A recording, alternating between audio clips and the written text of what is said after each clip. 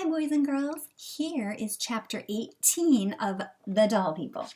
And if you remember at the end of chapter 17, Grandma Catherine had found Auntie Sarah down in the captain's bed, and she carried her very gently up and put her in the dollhouse, and now everybody's all together again. Chapter 18 is called Annabelle's Birthday. The next few days were a whirl of activity for Annabelle and her family. The Palmers kept visiting the dollhouse to exclaim over Auntie Sarah. That means Annie, Kate's mom, and her dad, and Grandma Catherine and Kate, they'd come and look at the dollhouse and they would just talk about how wonderful and surprising it was that Auntie Sarah was there because she'd been gone for so long. And of course, all the dolls wanted to spend time with her, to hear of her adventures of getting stuck under the trunk, about her night in the captain's bed, and they wanted to tell Auntie Sarah the events of the last 45 years. There was so much talking to be done that no one was as careful as usual about when they moved around, or where the humans were, or who was at home. But they were careful enough, and no one got caught. At night, the dolls and the Funcrafts ran back and forth between their houses planning the party. It was to be held at the Funcrafts, since the dolls still had not had a proper visit to their home, had only seen it from a distance. Tiffany told Annabelle to expect a little surprise, but she wouldn't say anything more than that.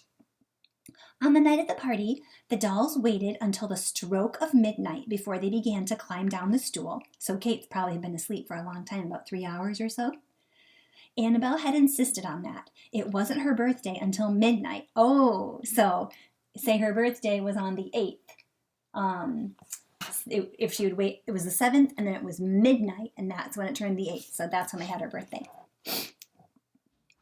It wasn't her birthday until midnight, not really, and she didn't want the adventure to begin until her birthday had begun as well. Annabelle watched as her family made their way down the hallway to Nora's room. Mama holding a fresh bouquet of paper flowers, Uncle Doll and Auntie Sarah were in the lead, and Annabelle was proud of her brave uncle. He held Auntie Sarah's hand and talked quietly with her. When the dolls reached Nora's doorway, Annabelle peeked around the corner. "Here we are again," she whispered. Bailey waved to them from the doorway. "Hey, everybody," he called. "Happy birthday, Annabelle. Come on in." And here is a picture of Bailey on the front porch of the Funcrafts house, and you can kind of see what their house looks like. Annabelle darted across Nora's floor, her family following. She ran straight to Tiffany, and together they entered the Funcrafts house.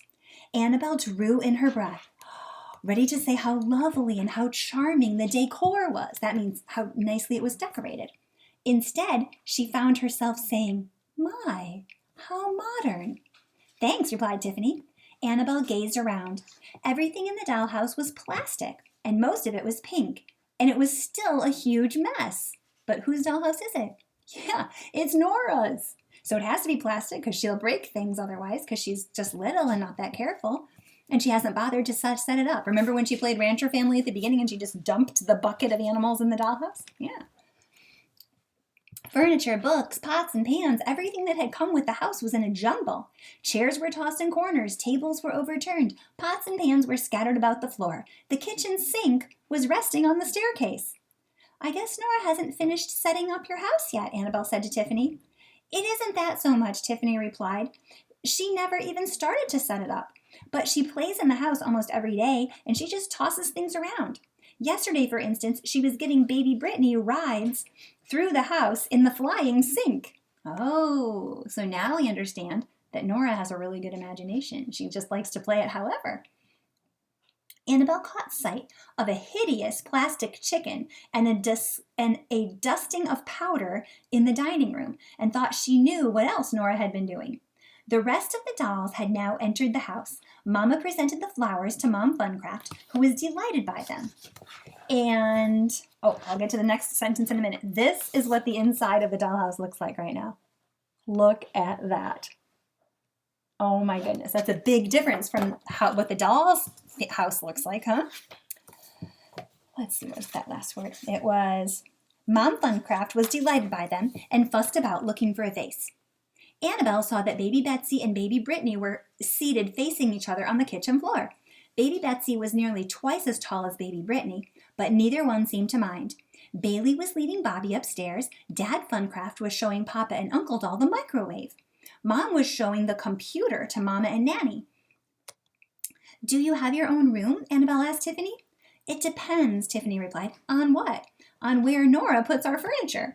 I'm supposed to share a room with Bailey and baby Brittany, but right now Bailey's bed is on the patio and the crib is up on the roof.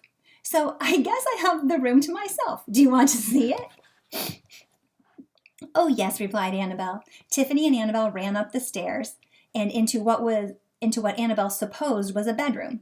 She supposed because the bed lay upside down in the corner of the room, but she did not see a dresser or a rug or anything else that was in the nursery at the doll's house. Instead, she saw 2 plastic sheep, a couch, a box of Tide, and a dining room chair. I laugh a little bit at this because it reminds me how my Annabelle used to play in her dollhouse. She was very careful with all of her things, and wouldn't have been a mess, but she did a lot of creative things. Like she took the dolls and had them climb up the stone fireplace, or she put them in where all the DVDs were and made little forts for them. So she did a lot of interesting, imaginative stuff too. Annabelle and Tiffany sat together on the couch. I'll tell you a secret, Tiffany offered. One day, this was quite a while ago, the captain was bothering me. Usually I like him, but this one time, he was really being a pain in the neck. Yes, said Annabelle. Well, he was in the closet, so I pushed the door close. I shut him in. He was only stuck there for a few minutes before Nora heard him scratching and let him out, but he learned his lesson. Goodness, said Annabelle, impressed. She thought for a moment and said, I know a secret too. You do? What is it? I think I know who was writing in Auntie Sarah's journal. Ooh, that's right. That question hasn't been answered yet. Tiffany's mouth dropped open. Who? She cried. I can't tell you yet. I have to talk to the person first. But after you do that, will you tell me? Definitely. Annabelle found that she couldn't stop smiling. Suddenly, there were a million things she wanted to tell Tiffany, old secrets she wanted to share with her, but Annabelle decided to keep the most important secret all to herself. The secret was this. She believed she had found a true friend, a doll friend. Auntie Sarah was back and Annabelle loved her, but she was a grown-up. Annabelle loved Kate too, but Kate was a human. Tiffany was a girl her own age. Annabelle realized she no longer felt restless, and she no longer felt that something was missing. She had found Tiffany, and she felt whole. And she was fairly certain that with Tiffany around, she would never be bored again. The doll friends talked in Tiffany's room for a long time. They talked until they heard Mom Funcraft call from downstairs, Tiffany, Bailey, Annabelle, Bobby, dinner's ready. The dolls gathered on the Funcrafts patio, which was only slightly sticky with the remnants of the grape soda. A remnant is the leftovers. In the center of the patio was a stand on top of which was a brown plastic box with a lid. What's that? Asked Annabelle, pointing. The barbecue, replied Tiffany. And that's another word for a grill. Oh, the taste of the great outdoors, said Annabelle, remembering. She walked closer for a better look. Does it really work? No, it just opens and closes. Presently, the party was underway. Baby Betsy and baby Brittany sat on a blanket playing with the pink plastic pots and pans. Mom Funcraft and Mama Doll chatted and set the table, while Dad Funcraft and Papa Doll bustled back and forth between the kitchen and the patio, carrying trays of dishes and cups and plastic food. And here is the party, what it looks like. Whoops. Pretty fun, huh? There you go. Now you have that picture in your mind while I read the rest. Okay, dig in, everybody, said Mom Funcraft. The dolls and the Funcrafts oohed and awed over the feast that was before them. Then Annabelle followed Tiffany's lead and gathered up a plate, a cup, and a checked napkin. She sat on the edge of the patio with the plate balanced on her knees and pretended to eat. Annabelle had never eaten a meal from her lap, and she thought it was fun. When the meal was over, Mom Funcraft said, All right, Tiffany and Bailey will collect the plates now, and then they will help me with something in the kitchen. The rest of you wait here. Annabelle watched Tiffany help her mother and brother. Then she sat back and waited. She had the delicious feeling that something nice was about to happen. And she was right. A few minutes later, Tiffany walked onto the patio holding a pink plastic cake in front of her. Bailey and Mom Funcraft were behind her, and they began to sing. The others joined in. They sang two verses. First they sang, "Happy birthday to you, happy birthday to you, happy birthday, dear Annabelle, happy birthday to you." Then they sang, "Welcome home and welcome back, welcome home and welcome back, welcome home, Auntie Sarah, welcome home and welcome back." Tiffany set the cake on the table between Annabelle and Auntie Sarah. "I'm sorry we can't put candles on the cake to make it a real birthday cake," she said. "They won't stick to the plastic. And besides, we don't have any matches. But you can still make a birthday wish, a secret one, okay?" "You make a secret wish too, Auntie Sarah. Just close your eyes and think your wishes." Annabelle closed her eyes. She thought, "I am the luckiest doll alive." Papa came home safe and sound. I have a little bit of goosebumps right now. Then Auntie Sarah came home safe and sound. I've just had my first real birthday party ever. And I have a friend. I don't need a birthday wish. I only want to say thank you. This has been the best birthday in 100 years. After the cake, Tiffany and Bailey put on a program of songs and skits, and then everybody sang Under the Boardwalk. After that, it was time for the dolls to go home. "What an evening," Papa said as they reached their house. "How wonderful to have neighbors," said Mama. "How did we manage to live for a century without them?" And you know, a century is 100 years. "I don't know," said Annabelle, thinking of her new friend. "They're so very odd," said Uncle Doll slowly, and yet amazing," said Bobby. Adventurous," said Auntie Sarah. "Very friendly," said Nanny. "And neighborly," agreed Papa. "But mostly friendly," said Annabelle. The dolls were gathering in the parlor when Annabelle pulled Uncle Doll aside and whispered to him, "Could I talk to you for a minute?" "Of course." Annabelle and her uncle sat at the kitchen table. "I want to ask you something," said Annabelle. "Yes," replied Uncle Doll. Annabelle watched him fidgeting and thought that Uncle Doll already had an idea what her question was. "Did you know that I had found Auntie Sarah's journal, and were you the one who was writing in it?" she asked. Uncle Doll rested his hands on the table. "Yes," he said quietly. "You were giving me clues, weren't you? Clues that would lead Tiffany and me to the attic." "Yes."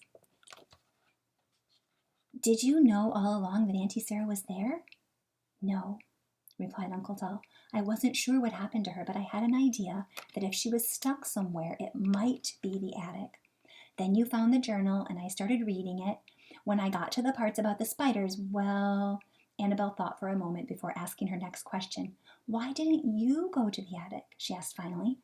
"Me?" said Uncle Doll. I suppose I could have, but you and Tiffany, I don't know." Annabelle knew, though. She knew what her uncle was trying to say. He had been afraid. Truly afraid.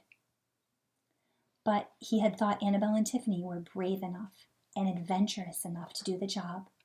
He just hadn't quite known how to ask them to do it. And perhaps he hadn't wanted Annabelle to know how afraid he really was. He was starting to change, though, now, a little. And Annabelle realized just how different she and Auntie Sarah were from Uncle Doll and Mama and Papa and Nanny. And suddenly, breathlessly, she felt flattered. She even felt a bit grown up, which was both scary and wonderful. "Well, Uncle Doll," Annabelle said, straightening herself, "why is it that I don't remember Auntie Sarah leaving our house to go exploring?" "Well, for one thing, she didn't go very often," he said. "And when she did go, your parents insisted that she do it secretly, that you and Bobby never know that she had left. She would climb out the window in our bedroom and drop to a little carpet below.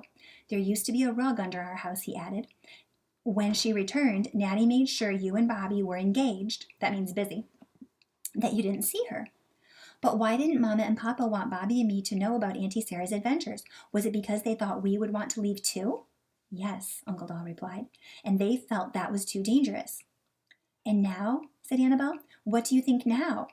"They still think that leaving the house can be dangerous. After all, look what has happened. when we have left our house.